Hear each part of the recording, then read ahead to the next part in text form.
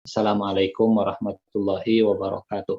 Waalaikumsalam Waalaikumsalam warahmatullahi wabarakatuh. Alhamdulillahirabbil alamin wassalatu wassalamu ala asyrafil anbiya'i wal mursalin wa ala alihi wa sahbihi ajmain. Rabbi shrah li sadri wa yassir li amri wahlul 'uqdatam min lisani yafqahu qawli. Allahumma la sahla illa ma ja'altahu sahla wa anta taj'alul hazna idza syi'ta sahla. Allahumma la ilma lana illa ma 'allamtana innaka antal alimul hakim. Allahumma 'allimna ma yanfa'una wanfa'na bima 'allamtana wa zidna ilman wa amalan ya rabbal alamin. Amma ba'du. Bapak Ibu yang Allah muliakan, mudah-mudahan pagi hari ini semua sehat walafiat ya. Di hari yang keberapa sekarang teh? Hari yang ke-29, besok lebaran insyaallah. 13 Ustaz.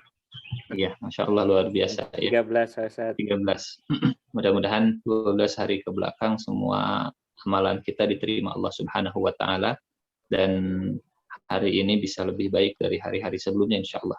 Besok mudah-mudahan juga lebih baik dari hari ini insya Allah. Amin. Ada 2 ayat, ada 5 ayat. Ini ada hal yang menarik. Ada 5 surat. Ada 5 surat di dalam Al-Quran. 5 surat di dalam Al-Quran yang Allah Subhanahu wa taala mengawalinya dengan hamdalah. Mengawalinya dengan hamdalah. 1 surat Al-Fatihah, alhamdulillahirabbil alamin. Yang kedua surat Al-An'am, surat ke-6. Alhamdulillahilladzi anzala ala 'abdihil kitab wa lam yaj'al lahu iwaja. Yang ketiga surat Al-Kahfi, surat ke-18. Alhamdulillahilladzi anzala ala 'abdihil kitab wa lam yaj'al lahu iwaja. Yang keempat surat Sabah, yang kelima surat Fatir, surat 34 dan surat 35. Yang menarik dari 5 surat yang diawali dengan hamdalah ini, 4 hamdalah, ya, 4 suratnya itu memuji Allah Subhanahu wa taala karena pencipta alam semesta. Hamdalahnya karena Allah sebagai pencipta alam semesta. Di Al-Fatihah, alhamdulillahi rabbil alamin. Segala puji bagi Allah, Rabb semesta alam. Di surat Al-An'am juga sama demikian. Segala puji bagi Allah, Rabb semesta alam, yang telah menciptakan langit dan bumi, menciptakan malaikat dan seterusnya, menciptakan gelap dan terang.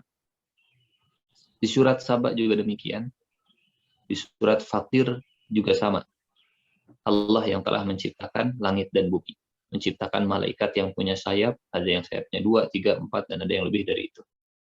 Nah, hanya 1 dari 5 surat yang diawali dengan hamdalah ini yang memuji Allah, tapi bukan karena penciptaan alam semesta.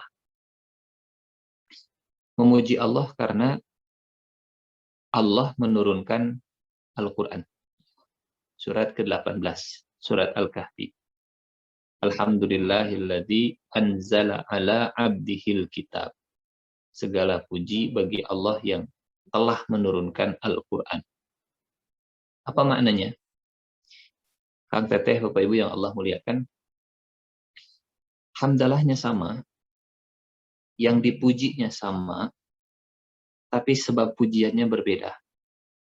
Ini mungkin kalau pakai rumus persamaan matematika. Ini hamdalah, ini hamdalah. Yang dipujinya Allah, yang dipujinya Allah. Di sini sebab pujian karena pencipta alam semesta, di sini sebab pujian karena yang menurunkan Al-Quran kepada Nabi-Nya. Ini kalau pakai rumus persamaan matematika mungkin.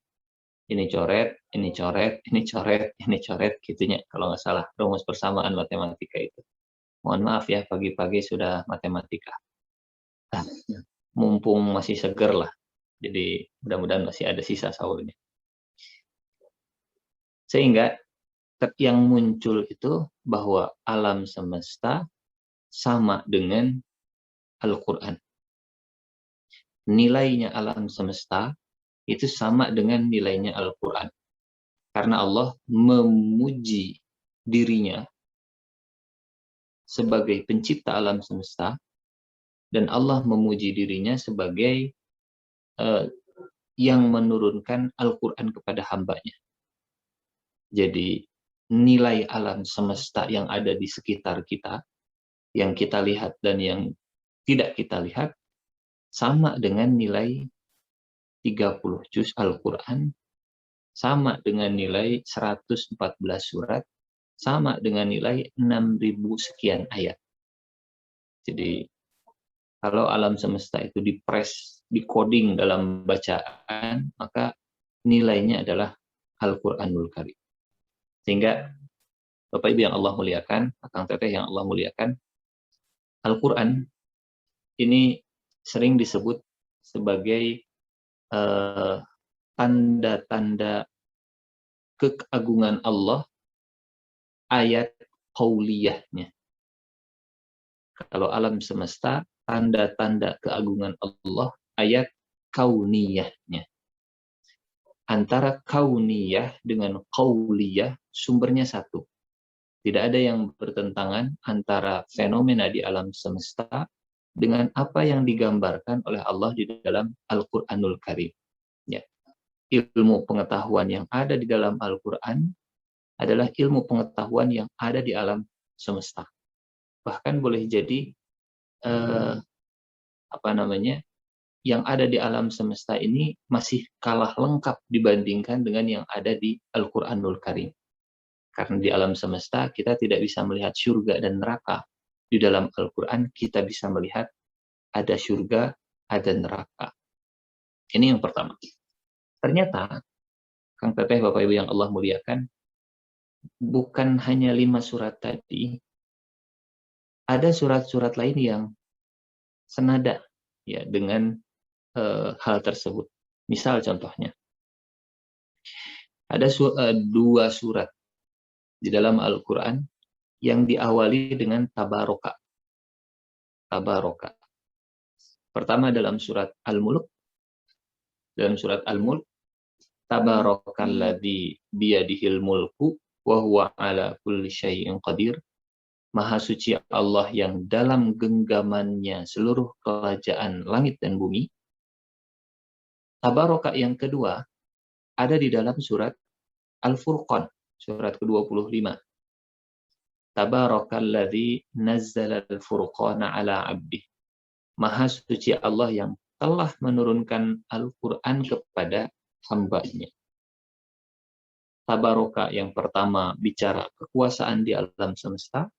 Tabaraka yang kedua berbicara tentang Allah yang menurunkan Al-Quran kepada hambanya. Selalu disandingkan alam semesta, Quran. Alam semesta, Quran. Selalu begitu. Sehingga orang yang berinteraksi dengan Al-Quran, orang yang akan mendapatkan ringkasan dari semua ilmu pengetahuan di alam semesta. Ya. Akang Teteh, Bapak Ibu yang Allah muliakan, kalau sekarang orang belajar keilmuan, kan makin tinggi keilmuannya, makin mengerucut ya biasanya. Makin mengerucut. SD yang dipelajari banyak, SMP semakin sedikit, SMA sedikit, makin fokus, kemudian S1 makin menjurus, S2 semakin menjurus, dan seterusnya. Jadi makin dalam, tapi makin makin fokus ya, makin tajam memang. Ada hal yang unik kalau kita coba bandingkan dengan ulama zaman dulu yang justru semakin melebar gitu. Kalau kita mengerucut ke satu titik gitu. Tapi ulama dulu dari satu titik kemudian melebar. Ilmunya itu meluas kemana-mana. Menyambungkan berbagai macam disiplin ilmu. Dari satu jadi melebar kemana-mana. Contohnya misalnya Imam Syafi'i.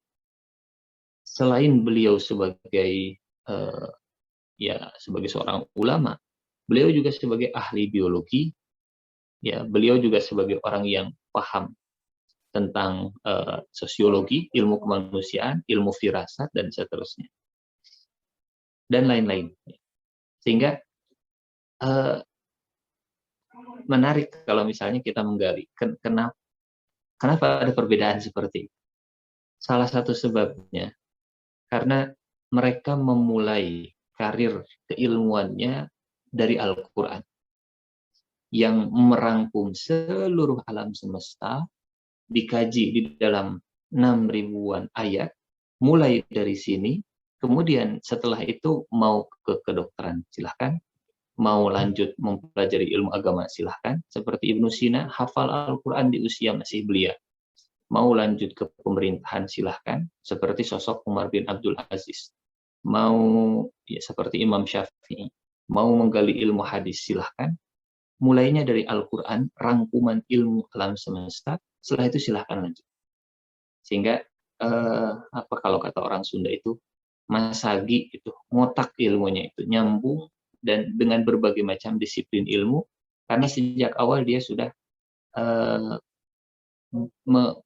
memahami rangkuman dari semua ilmu alam semesta. Bahkan di ayat yang lain, ini masih cerita tentang surat-surat ya, yang menyandingkan alam semesta dengan Al-Quran. Di surat Al-Waqi'ah ada ayat begini. Fala uqsimu bimawaqi'in nujum. Maka aku bersumpah dengan garis edarnya bintang. Wa innahu laqasamun law ta'lamuna 'azim. Dan sungguh kalau kalian mengetahui, itu adalah sumpah yang besar. Innahu laqur'anun karim. Sungguh itu adalah Al-Quran yang mulia. Jadi Allah menggunakan alam semesta untuk bersumpah, meyakinkan manusia bahwa Al-Quran itu sangat mulia. Alam semesta dipakai untuk sumpah, meyakinkan Al-Quranul Karim. Dan seterusnya. Masih banyak ya ayat-ayat senada di dalam Al-Quran yang intinya sekali lagi antara ayat kauniyah dengan ayat qauliyah itu berjalan seiringan, nilainya itu setara, sama dan senada. Ini poin pertama yang mudah-mudahan menyadarkan kita nilai Al-Quran tersebut. Yang kedua, Akang Teteh yang Allah muliakan, sebab diistimewakannya bulan Ramadan, sebab kita mendapat keutamaan yang banyak di bulan Ramadan, poin yang kedua, karena ada Al-Quran di dalamnya. Di surat Al-Baqarah ayat 185. A'udzubillahi minasyaitonirrajim. Syahru Ramadhanalladzi unzila fihil Qur'an. Bulan Ramadan adalah bulan diturunkannya Al-Quran. Seandainya ini punten ya, tolong digarisbawahi seandainya Al-Quran itu diturunkan di bulan Muharram, kira-kira bunyi ayatnya bagaimana? Syahru Muharram alladzi unzila fihil Qur'an. Seandainya dulu Al-Quran diturunkan di bulan Syawal, Syahru Syawal alladzi unzila fihil Qur'an. Bulan Syawal adalah bulan diturunkannya Al-Quran. Bulan Muharram bulan diturunkannya Al-Quran. Terus gitu.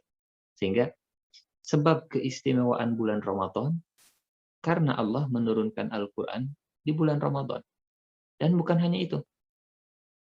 Akang Teteh yang Allah muliakan, Bapak Ibu yang Allah muliakan, semua yang ada Al-Qurannya, mau tempat, mau orang, ataupun waktu, selama di situ ada Al-Quran, pasti Allah kasih kemuliaan.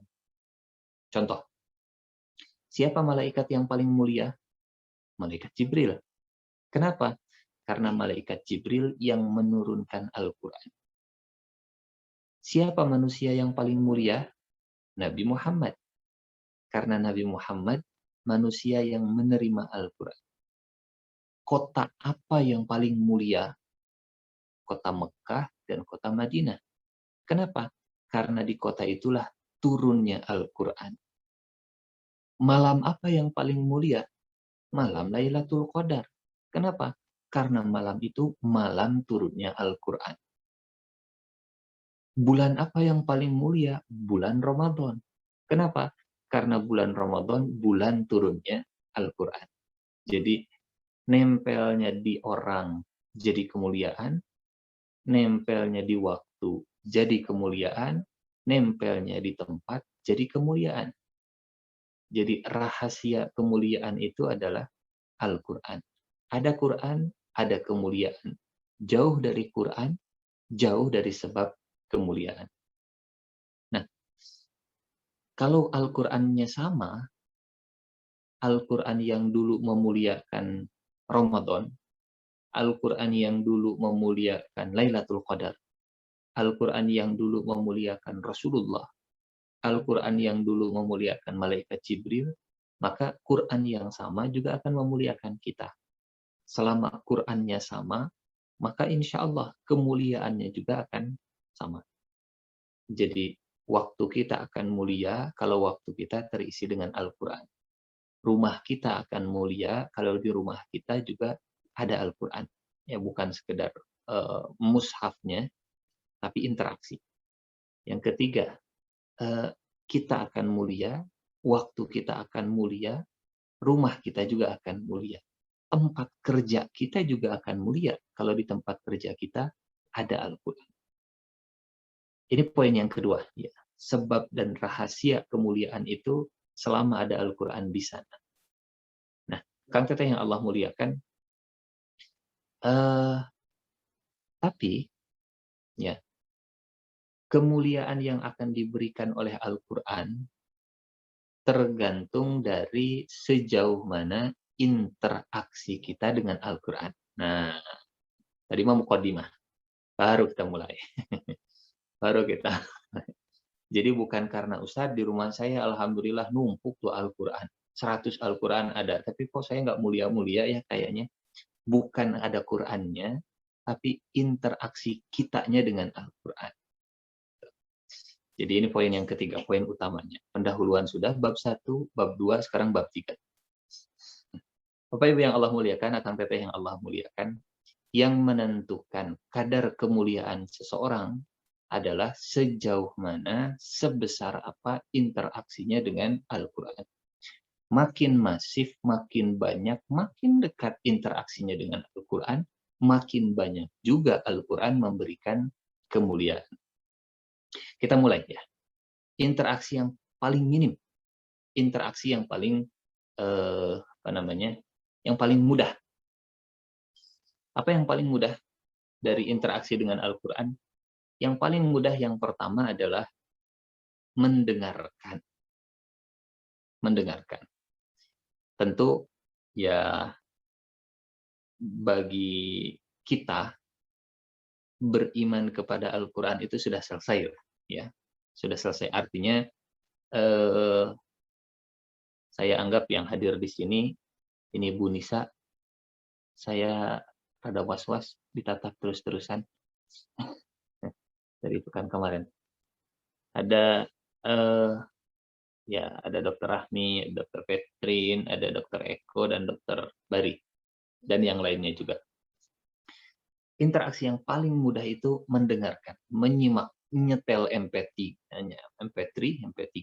kemudian kita putarkan. Kita lihat ada surat namanya surat Jin, ya. Surat Al-Jin, Al-Jin surat ke-72. Bismillahirrahmanirrahim. Qul uhiya ilayya annahu istama'a nafarum minal jinni faqalu inna sami'na Qur'anan ajaba. Katakanlah wahai Muhammad sallallahu alaihi wasallam, telah diwahyukan kepadamu bahwa sekumpulan jin telah mendengarkan Al-Qur'an. Lalu mereka berkata, sesungguhnya kami telah mendengarkan Al-Quran yang menakjubkan, yang memberi petunjuk kepada jalan yang benar, lalu kami beriman kepada Al-Quran, dan kami tidak akan mempersekutukan Allah Subhanahu wa Ta'ala.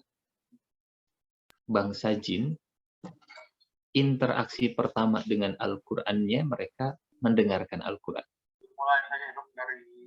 Akang teteh yang Allah muliakan, Bapak Ibu yang Allah muliakan. Ya, Assalamualaikum Mas Dimas. Ya, gimana? Oke, kita lanjutkan ya.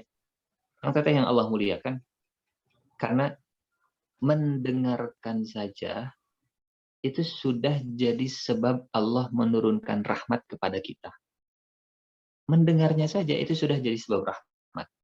Bisa dilihat nanti di surat Al-A'raf ya, surat ke-7 ayat 204. A'udzubillahi minasyaitonirrajim. Wa idza quri'al Qur'an.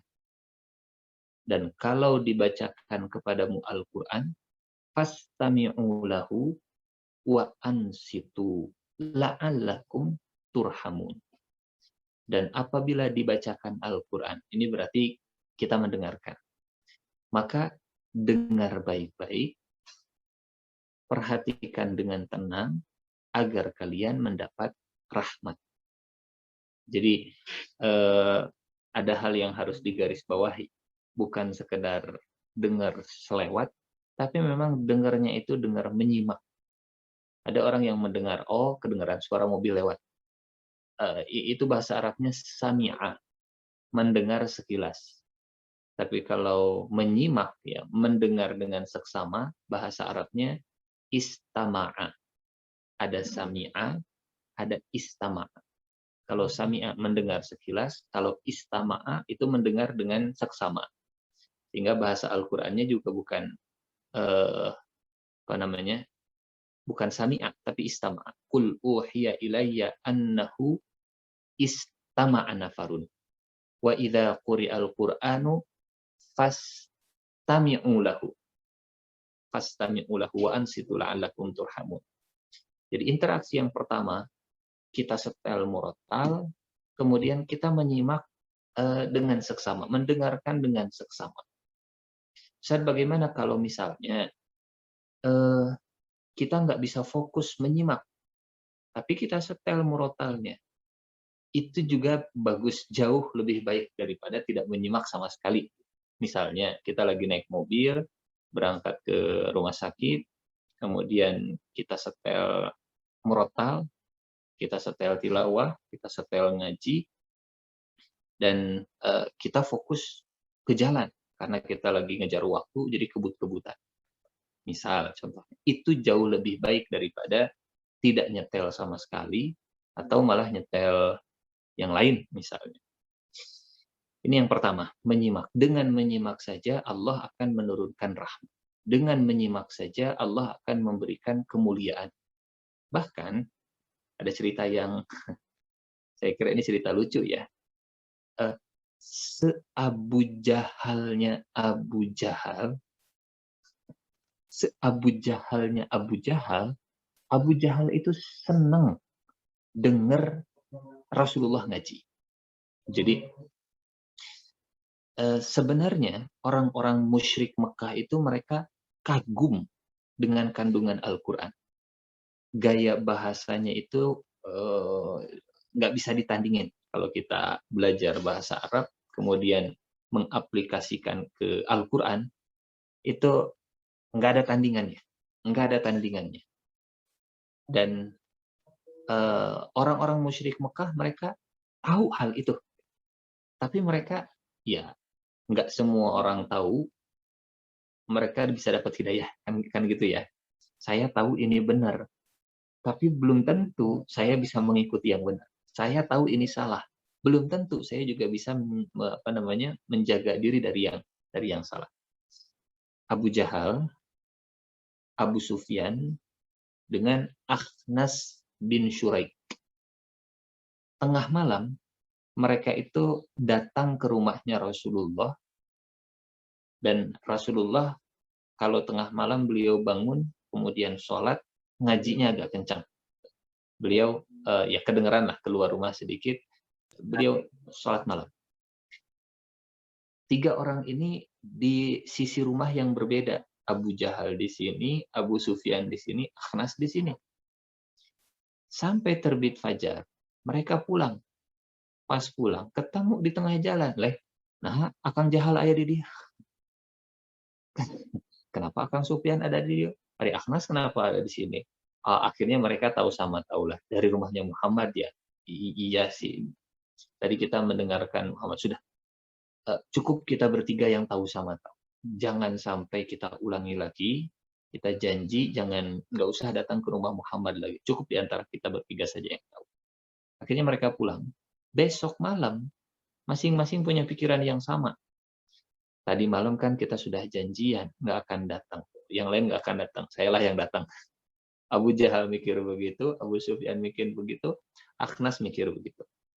Dan ketemu lagi pas lagi fajar gitu. Nah, ya dia ai kemari. Nah, kenapa di sini lagi? Sampai akhirnya kata mereka, sudah, ini yang terakhir. Oke, ini yang terakhir. Besoknya datang lagi. 3 kali. Sampai akhirnya Akhnas itu ya bicara dari hati ke hati dengan Abu Sufyan. Kata Akhnas, menurutku apa yang dibaca oleh Muhammad itu sangat indah. Apa yang kita dengarkan itu sangat indah. Kata Abu Sufyan, iya, betul. Ngobrol ke Abu Jahal. Kata Abu Jahal, enggak, saya tidak akan mengakui Muhammad itu sebagai seorang nabi. Tapi Abu Jahal enggak menegasikan keindahan Al-Qur'an. Itu jadi Kang Teteh yang Allah muliakan, Abu Jahalnya Abu Jahal tetap kalau dengar Al-Qur'an itu bisa menikmati. Hanya orang yang sudahlah, tidak usah dilanjutkan. Ada sesuatu kalau kita tidak bisa menikmati tilawah atau bacaan Al-Quran. Ustaz, siapa yang harus kita nikmati bacaannya? Oh, banyak, silahkan pilih ya. Mau Imam Masjidil Haram ada, Imam Masjid Nabawi ada, Imam Mesir ada, Imam Suriah ada, atau mau misalnya Imam Eko Saputra juga ada, Imam Bari Akbar juga ada, Syekh Bari Akbar dengan nada yang begitu luar biasa, Syekh Eko Saputra Al-Bandungi, dan seterusnya. Ada insya Allah. Mendengar. Ini yang pertama, interaksi yang paling minimal. Apalagi dengan smartphone yang kita miliki, gadget yang kita miliki, saya kira juga ini bisa jadi jalan kebaikan untuk kita semua. Ini yang pertama. Yang kedua, setelah mendengarkan, yang kedua membaca. Membaca itu ada 3 tingkatan.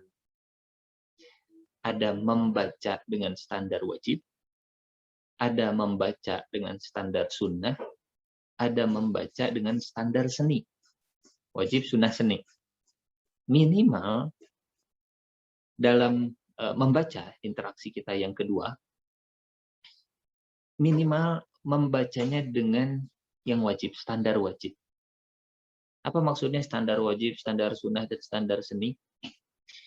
Standar wajib itu membaca Al-Quran dengan tajwidnya. Membaca Al-Quran dengan hukum-hukumnya. Mengenal bacaan Al-Quran dengan tahsinnya, dengan kaidah-kaidahnya. Khususnya surat Al-Fatihah. Kenapa?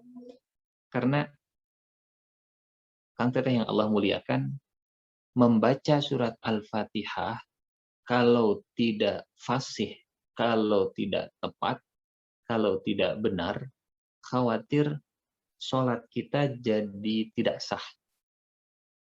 Kenapa? Al-Fatihah itu rukun. Rukun itu tidak sah kalau tidak dikerjakan dengan sempurna. Al-Fatihah itu rukun. Rukun itu harus sempurna. Jadi setiap hukumnya, madnya, idgomnya, panjang dan seterusnya di surat Al-Fatihah, minimal surat Al-Fatihah harus benar-benar sempurna. Ini standar wajib ya, standar tahsin dan tajwid hukum-hukum yang umum lah. Karena ada juga hukum-hukum yang di dalam Al-Qur'an itu hanya terdapat satu sekali saja. Misal contohnya begini. Contoh. Ada hukum di dalam Al-Qur'an yang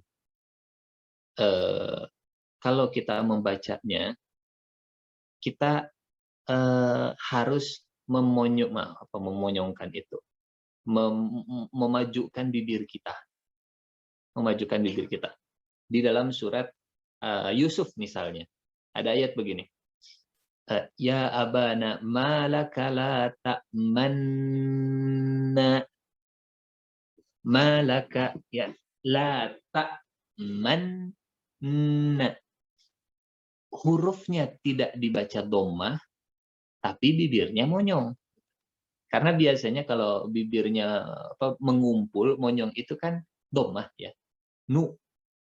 Ini enggak, bibirnya monyong tapi dhammahnya enggak keluar. Itu namanya ishmam, hukum ishmam. Ya abana malaka la ta'manna. Nah, itu hanya satu di dalam Al-Qur'an. Kemudian misalnya membaca huruf E. Kan yang kita kenal harokat itu fathah, kasroh, dhammah, A, I, U. Ada E, tapi cuma satu kali. Kalau riwayatnya riwayat Hafs ya. Di surat Hud ayat 41. Bismillahi majreha wa mursaha. Hanya satu kali. Dari 30 juz, hanya satu kali yang dibaca E. Kalau kita menggunakan riwayat Hafs. Gitu. Dan seterusnya. Itu hukum-hukum yang spesifik lah. Yang hanya sekali ada di dalam Al-Quran. Itu nanti belakangan. Itu hukum-hukum yang asing. Hukum-hukum yang spesifik. Ini yang pertama. Berinteraksi dengan Al-Quran dengan standar wajib. Membacanya dengan tajwid. Yang kedua. Membacanya dengan sunnah. Standar sunnah. Apa itu standar sunnah? Tentu setelah yang wajib, ya, setelah tajwidnya, yang sunnah itu membaca dengan nada. Membaca dengan nada. Karena kata Rasulullah Shallallahu Alaihi Wasallam begini, barang siapa yang tidak melakukan bacaannya, maka dia bukan dari golonganku. Man lam yataghanna bil Qur'an falaysa minna. Barang siapa yang tidak melakukan bacaannya, ya, memberikan nada pada bacaannya, dia bukan dari golongan kami. Jadi kalau standar wajib, Bismillahirrahmanirrahim, Alhamdulillahirabbil alamin, Ar-Rahmanirrahim, itu bagus tajwidnya. Tapi belum ada nada. Bismillahirrahmanirrahim. Alhamdulillahirabbil alamin. Ustaz, saya mah atuh jangankan ngaji, nyanyi saja suara saya bagus. Tapi akan lebih bagus kalau saya diam, Ustaz.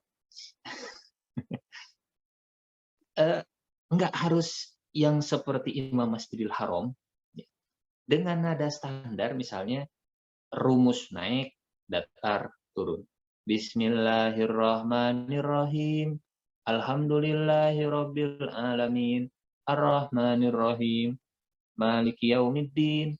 Iyyaka na'budu wa iyyaka nasta'in. Ihdinas siratal mustaqim. Itu juga sudah jadi nada. Atau mau naik turun. Bismillahirrahmanirrahim. Alhamdulillahirabbil alamin. Ar-Rahmanirrahim. Maliki yaumiddin. Ya, mirip-mirip kayak waktu kita lagi belajar baca puisi lah. Aku adalah naik turun, naik, nadanya kan kurang lebih begitu. Membaca dengan nada itu sunnah. Dulu ada sahabat namanya Abu Musa al-Ash'ari. Abu Musa al-Ash'ari suaranya bagus, orang Yaman. Waktu sedang ngaji, ya waktu Abu Musa sedang baca Quran, Rasulullah Shallallahu Alaihi Wasallam lewat rumahnya, menyimak Abu Musa al-Ash'ari yang suaranya enak, bagus. Kemudian besoknya Rasulullah ngobrol dengan Abu Musa. Wahai Abu Musa, kemarin saat engkau sedang ngaji, saya itu ada di luar rumah menyimak bacaan engkau. Apa kata Abu Musa? Ya Rasulullah, kalau saya tahu engkau sedang menyimak bacaanku, lahabbartuhu laka tahbira. Saya akan usahakan supaya Anda lebih menikmati bacaan Al-Quran. Jadi belajar membaca dengan nada itu disukai oleh Nabi.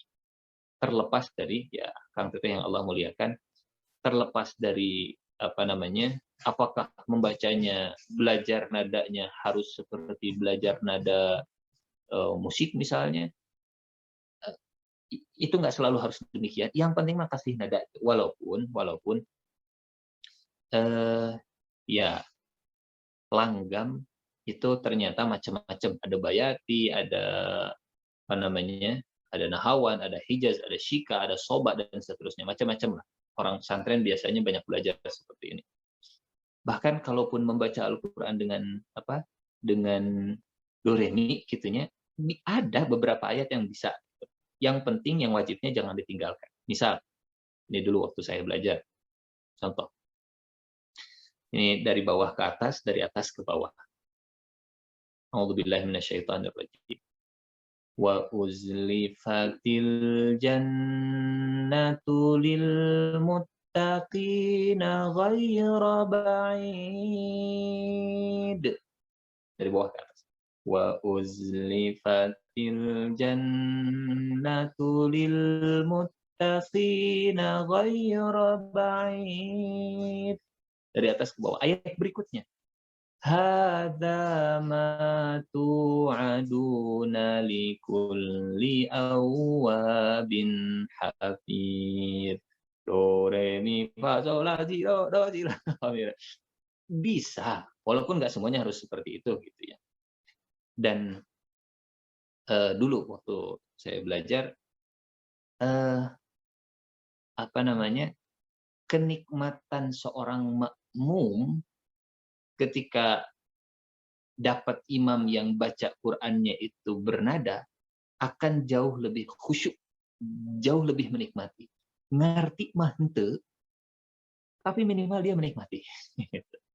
Ini yang pertama. Yang kedua. Nah, yang ketiga, Kang Teteh yang Allah muliakan, standar seni. Standar wajib, standar sunnah, standar seni. Apa itu standar seni? Yang wajib sudah dipenuhi, yang sunnah dia juga jaga. Nah, membaca dengan nadanya disesuaikan dengan maknanya. Maksudnya gimana? Misal, kalau maknanya ayat yang sedang dibaca itu tentang ayat-ayat yang sedih, maka nadanya juga nada rendah, sedih, dan seterusnya. Misalnya ayat tentang pernikahan, yaitu kan cenderung kalau nikah senang atau sedih? Senang lah ya, insya Allah. Nadanya nada gembira. Jadi misal jangan sampai ayatnya sedang cerita tentang kenikmatan surga, tapi kitanya malah sedih nadanya. Atau ayatnya sedang ayat hutang, nadanya nada gembira. Oh, mungkin itu karena macam-macam ya. Intinya itu mah urusan seni. Artinya kalau urusan seni mah dipakai silahkan, enggak juga nggak masalah sebetulnya. Cuman hanya menambah estetikanya saja. Contoh misalnya, Kang Teteh yang Allah muliakan. Ini dulu guru saya pernah mengajarkan begini. Misal, waktu membaca ayat tentang Nabi Nuh. Nabi Nuh yang ada di atas perahu, di tengah ombak setinggi gunung, kemudian melihat anaknya sedang berenang di kejauhan.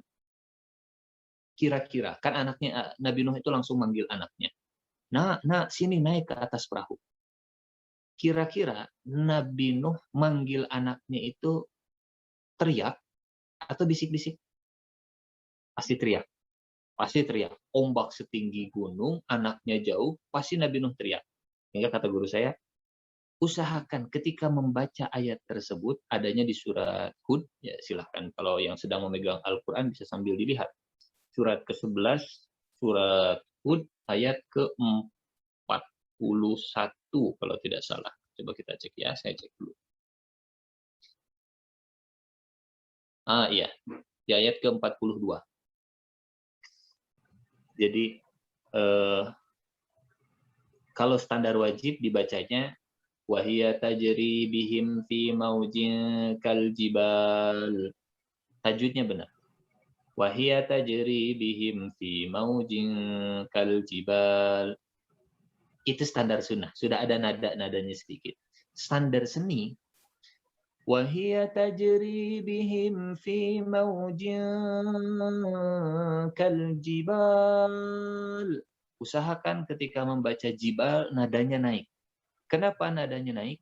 Karena jibal itu artinya gunung yang sangat tinggi, supaya orang yang mendengarkan dan paham artinya juga dapat kesan tingginya gunung, ya tingginya ombak yang menggulung perahunya Nabi Nuh. Wahia tajri bihim fi maujin kal jibal. Wanada Nuhun ibnahu wa kana fi ma'zil. Nabi Nuh kemudian memanggil anaknya. Dan ketika memanggil anaknya di ayat 42, pasti dengan suara tinggi. Ya bunayyarkam ma'ana. Nah, sini, naik ke atas perahu. Kan nggak mungkin Nabi Nuh bisik-bisik. Naik ke atas perahu. Nggak mungkin begitu. Sehingga supaya orang yang mendengarkan dapat kesan Nabi Nuh itu sedang teriak, bacanya juga dengan nada yang tinggi. Dan di ayat berikutnya, di ayat ke-43, anaknya menjawab panggilan Nabi Nuh juga pasti dengan suara yang tinggi. Jadi tetap dengan nada yang tinggi. Kata anaknya, Sa'awi ila jabali ya'simuni minal ma'. Kata Nabi Nuh, La asimal yawma min amrillahi illa marrahim. Tiba-tiba di tengah dialog antara bapak dan anak, bapaknya ngajak selamat, anaknya nggak mau. Tiba-tiba datang ombak. Datang ombak menggulung anaknya Nabi Nuh. Bapak Ibu akang teteh yang Allah muliakan, ada bapak melihat anaknya digulung ombak di depan mata, padahal sudah diajak supaya selamat. Sedih atau senang? Pasti sedih ya. Bapaknya nggak akan begini. Wedor Asia. Nggak akan begitu. Walaupun senakal-nakalnya, bapak tetap sayang kepada anak. Sehingga melihat anaknya tergulung ombak di depan mata, pasti sedih. Sehingga membaca ayat ombak yang menggulung anaknya Nabi Nuh, itu turun. Nadanya turun. Kalau sebelumnya tinggi, turun. وَحَالَ بَيْنَهُمَا الْمَوْجُ فَكَانَ مِنَ الْمُغْرَقِينَ. Dan ombak menggulung anaknya, maka anaknya jadi orang yang tenggelam. Jadi naik turunnya nada itu disesuaikan dengan makna. Ini interaksi Al-Qur'ani yang kedua, membaca dengan standar seni. Membaca dengan standar seni. Standar wajib dengan tajwid, standar sunnah pakai nada, standar seni nada sesuai makna. Yang ketiga, akang teteh Bapak Ibu yang Allah muliakan, interaksi kita dengan Al-Qur'an yang ketiga adalah menghafalkannya.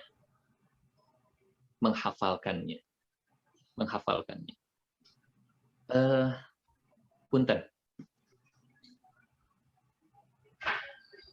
Dulu, ya, Rasulullah Shallallahu Alaihi Wasallam, beliau baru menghafalkan Al-Quran itu di usia berapa tahun? Rasulullah mulai menghafal Al-Quran 40. Karena wahyu pertama turun di usia 40. Hafiz 30 juznya di usia berapa tahun? 63 ya. 63, meninggalnya di usia 63. Berarti menghafal Al-Qur'annya berapa tahun? Ya 23-an tahun lah kurang lebih gitu ya. 23 tahun baru jadi hafiz 30 juz. Nah, Kang Teteh yang Allah muliakan, ini nabi yang sangat cerdas, ya, menghafal Al-Qur'annya 23 tahun. Bukan berarti begini, punten, kalau saya ke toilet dulu boleh gitu? Boleh di-pause dulu sebentarnya, minta izin sebentar. Boleh. Mangga Ustadz, Ya. mangga. Pause dulu Panggil, sebentar. panggilan alamnya. Panggilan alam soalnya. Sebentar. Bangga, silakan.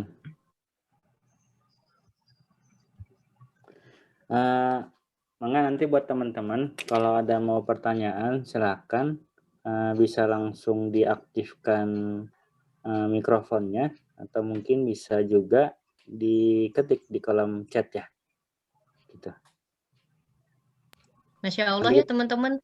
Mau nggak mau kita harus ngerti bahasa Arab ya. Ya MC ya. Kalau Iya. nggak ngerti bahasa Arab gimana mau, woi, naik sini woi. Aduh sedih ya. Nggak ngerti ya. Masya Allah. Mau nggak mau. Masya Allah. Iya. Memang untuk mencapai kenikmatan menuju membaca Al-Quran itu memang perlu kita capai ya. Sebisa mungkin, sekuat mungkin usaha kita untuk bisa mendengarkan Al-Quran, membaca Al-Quran senikmat mungkin gitu. Jadi ya udah kayak kebiasaan aja gitu ya.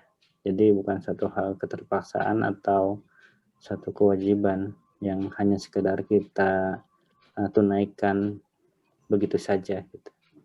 Tapi sudah menjadi suatu kebutuhan ya. Itu yang mungkin yang akan kita capai. Jadi ya istilahnya membaca Al-Quran itu udah butuh gitu. Udah butuh, kayak makan kita butuh, kayak minum juga kita butuh. Kalau nggak makan nggak minum kita bakal sakit atau meninggal gitu. Sama juga dengan Al-Quran ya, kita juga butuh gitu. Kalau kita nggak baca Al-Quran satu hari, kita ada rasa yang hampa gitu di hati, atau mungkin kita udah nggak baca Al-Quran satu ayat ataupun satu lembar, itu ada sesuatu yang hilang gitu di sanubari kita gitu, atau mungkin ada satu hal yang hilang di dalam kehidupan kita. Insya Allah itu bisa dilakukan secara bertahap ya. Sama saya juga belajar, teman-teman juga belajar untuk lebih intens dalam membaca Al-Quran atau mendengarkan Al-Quran. Saya kata Ustadz Abi juga ya, mendengarkan itu satu hal yang minimal gitu ya, satu hal yang gampang mungkin disempatkan juga dalam aktivitas kita gitu, untuk mendengarkan tilawah Al-Quran baik di HP kita ataupun di mobil pada saat kita sedang jalan ke rumah sakit ya, atau mungkin kemana saja. Insya Allah itu pun akan menjadi sebuah pahala buat kita juga ya. Ustadz silakan. Sudah ya. Ustadz? Siap, sudah. Alhamdulillah. Alhamdulillah. Baik, kita lanjutkan lagi. Nah jadi miring. Sebentar. Jadi begini.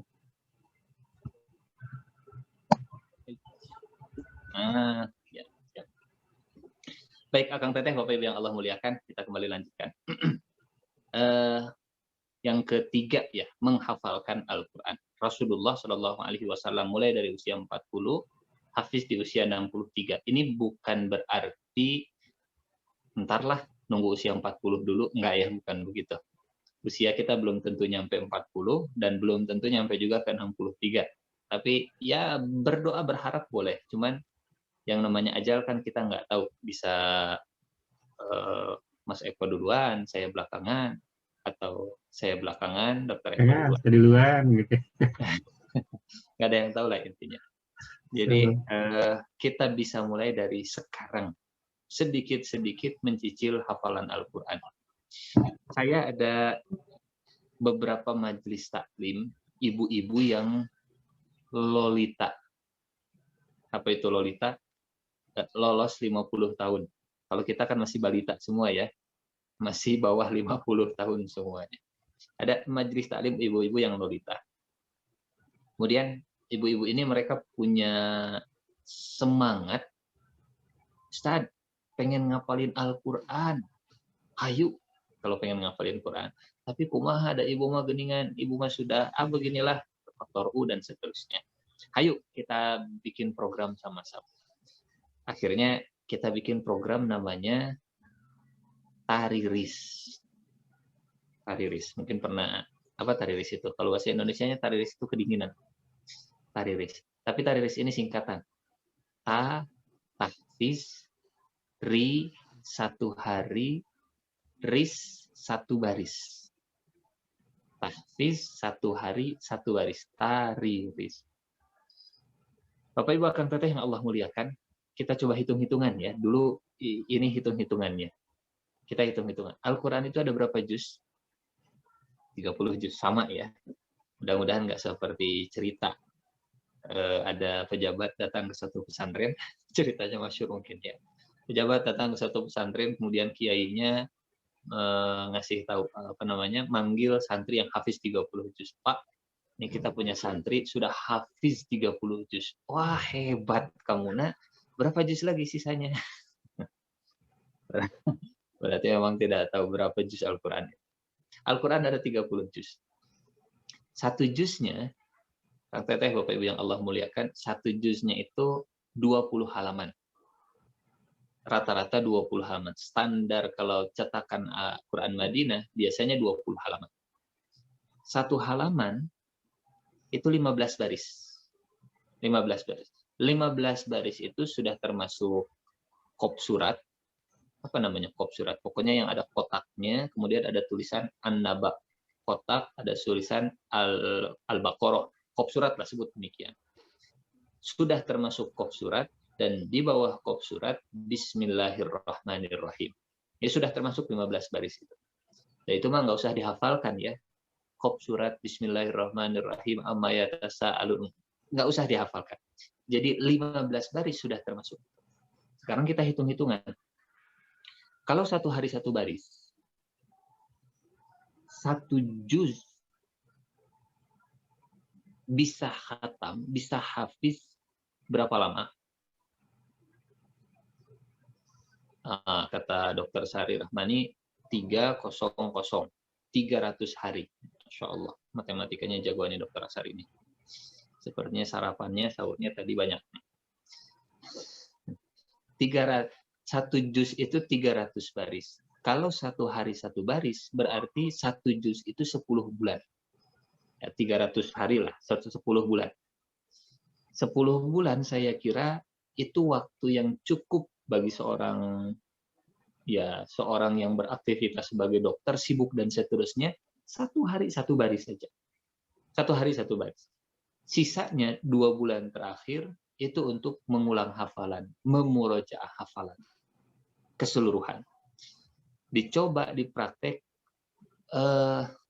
Kang Teteh, Bapak Ibu yang Allah muliakan, bukan hanya ke majelis taklim ibu-ibu. Saya praktekkan ini ya sekedar silaturahmi ini ya, namanya ta'aruf. Saya diamanahi jadi ketua yayasan Robani, sekolah Robani yang kalau di Bandung ada di Arca Manik, di Cimahi, di Purwakarta dan seterusnya. Kita coba pakai program yang sama, pakai program itu. Dan alhamdulillah untuk anak kecil mereka bisa mengikuti. Untuk ibu-ibu yang lolita, mereka juga bisa mengikuti. Karena gampang, sehari sebaris, sehari sebaris, sehari sebaris. Dan alhamdulillah, yang sudah berjalan, ada anak kelas 5 SD. Anak kelas 5 SD yang sudah 7 juz.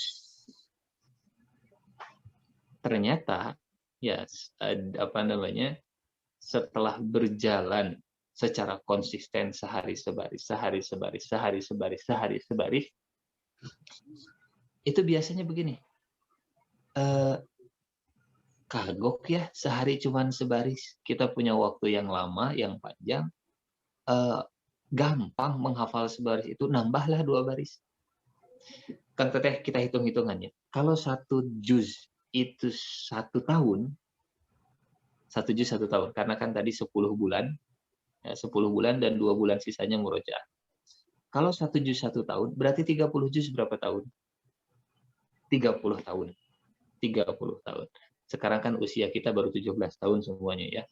30 tahun ya 47 lah. masih baby face semuanya, apalagi Dokter Eko nih, Masya Allah, luar biasa. Awet. Jadi, Kang Teteh yang Allah muliakan, Bapak Ibu yang Allah muliakan, 30 tahun. Itu kalau konsisten satu hari, satu baris. Ternyata kalau sudah dicoba dan dipraktekkan, nggak sedikit setelah berjalannya waktu, Allah itu memberikan hadiah akselerasi untuk orang yang istiqomah. Orang yang konsisten, orang yang istiqomah, hadiah dari Allahnya adalah akselerasi cita-cita. Kalau sehari nambah 2 baris, yang tadinya sehari sebaris itu 30 tahun, kalau sehari nambah 2 baris saja, berarti dari 30 tahun, diakselerasi oleh Allah jadi 15 tahun. Tapi jangan langsung 2 baris maksud saya. Jangan dulu istiqomah saja 1 baris, 1. Lebih baik begini, sebaris, kayaknya gampang ya setelah 3 bulan. Kayaknya gampang ya naik 2 baris. Daripada, Ustadz, saya mah udah cerdas, IPK saya juga 4,2. Masya Allah. Saya ini lulusan terbaik kedokteran, gampanglah menghafal Al-Quran. Semangat, akhirnya menghafal 1 halaman.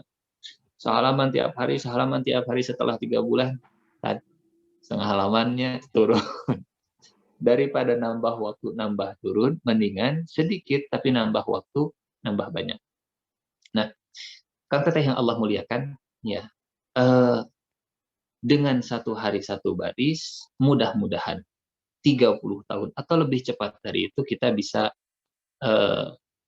punya tambahan hafalan Quran.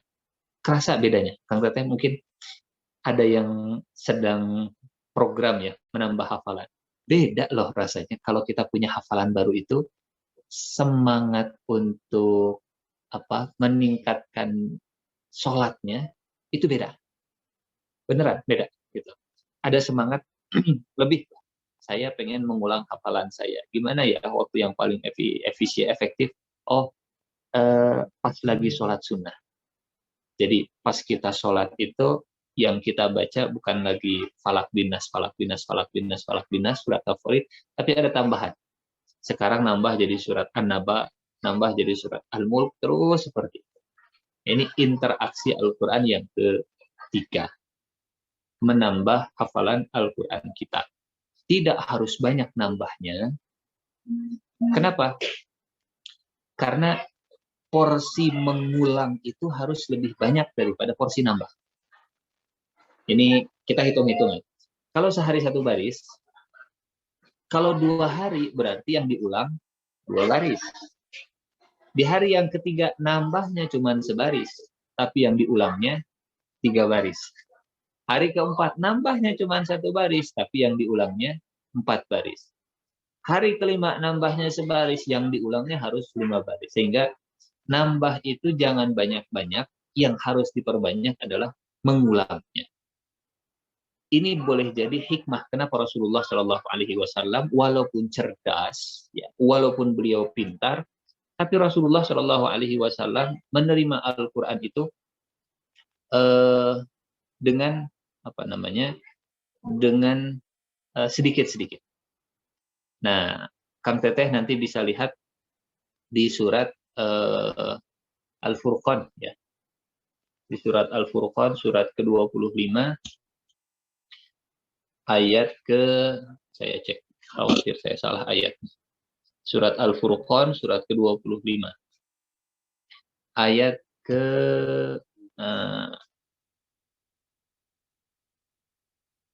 ayat ke-32. Ayat ke-32. A'udzubillahi minasyaitonirrajim. Wa qala alladziina kafaru laula nuzzilal qur'anu jumlatan wahidah. Kadzalika linutsabbita bihi fuadak wa rattalnahu tartila. Berkatalah orang-orang yang ingkar, yang kufur, kenapa Al-Qur'an itu enggak diturunkan sekaligus saja 30 juz? Kata Allah, demikianlah kami turunkan Al-Quran itu bertahap sedikit-sedikit, supaya kami perkuat hatimu dengannya, dan kami membacanya secara tartil. Jadi apa hikmahnya Al-Quran tidak turun sekaligus 30 juz?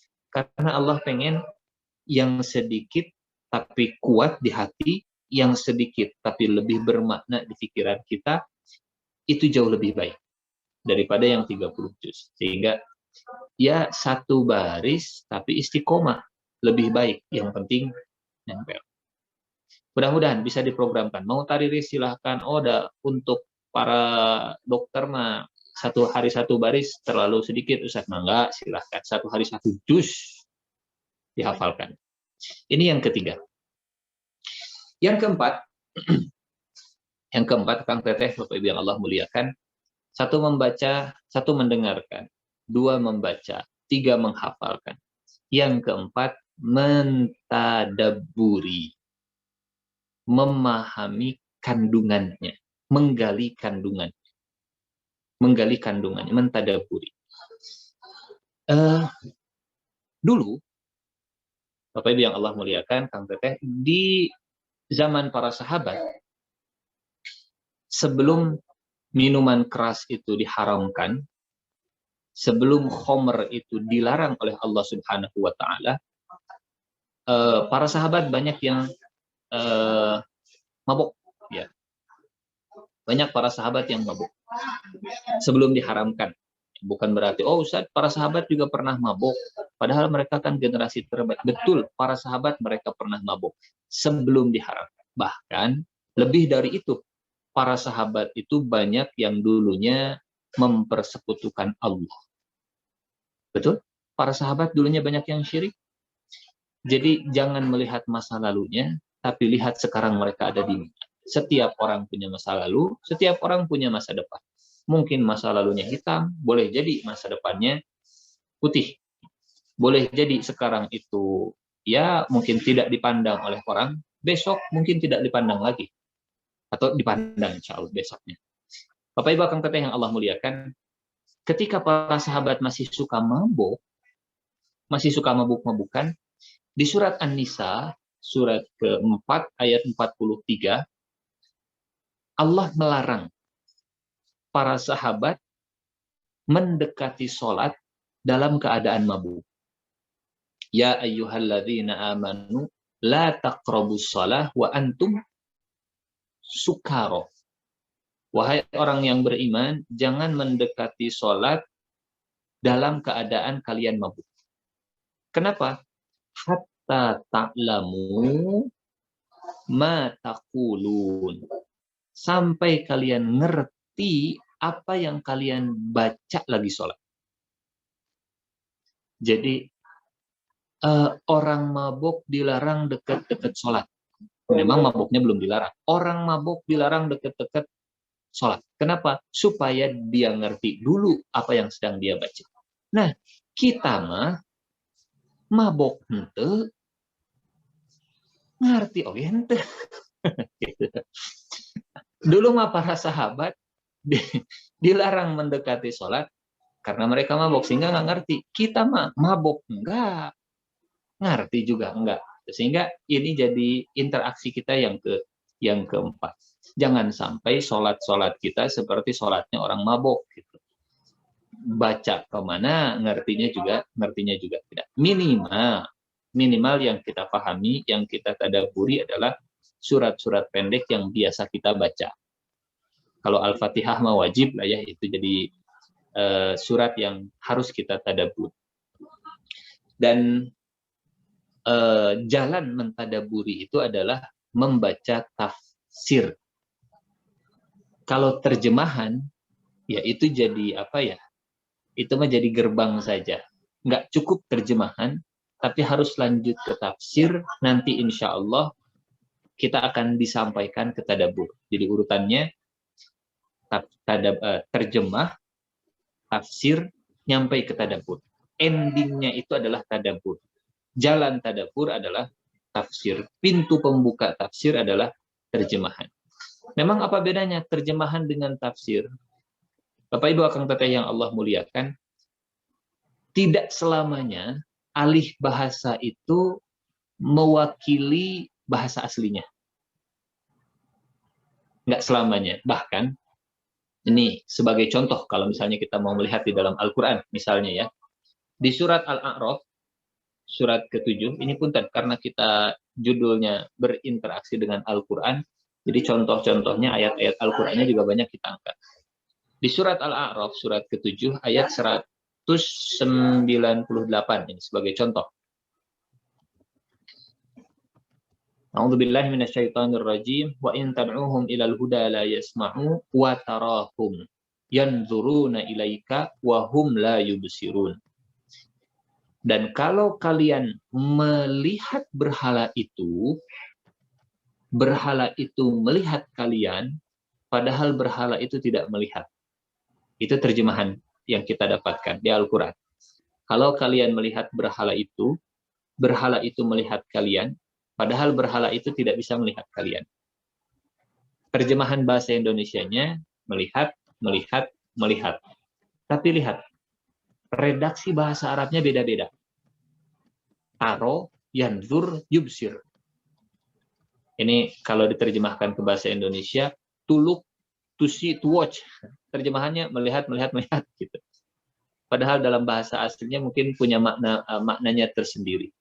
Sama dalam bahasa Arab juga, sehingga terjemahan itu tidak cukup untuk tadabbur, kita butuh tafsir. Satu membaca, satu mendengarkan, yang kedua kita membaca, yang ketiga menghafalkan, yang keempat kita memahami, yang kelima ini yang paling puncaknya dari semua interaksi Al-Qur'an adalah mengaplikasikan, mengamalkan. Ada perintah, kita ikuti.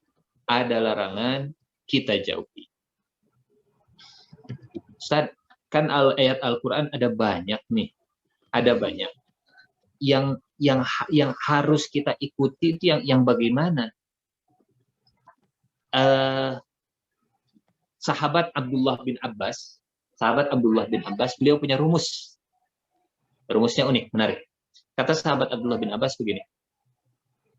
Kalau kalian mendengarkan ada panggilan, maka siap-siap. Di situ pasti akan ada perintah atau larangan.